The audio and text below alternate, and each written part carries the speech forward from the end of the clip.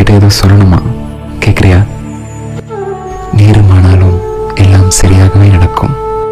உனக்கு எது வேண்டுமோ அதுவே நடக்கும். இந்த நாள் தான் கஷ்டம், வாழ்க்கை அல்ல. ஆகவே நம்பிக்கை வை, எல்லாம் சரியாகவே நடக்கும்.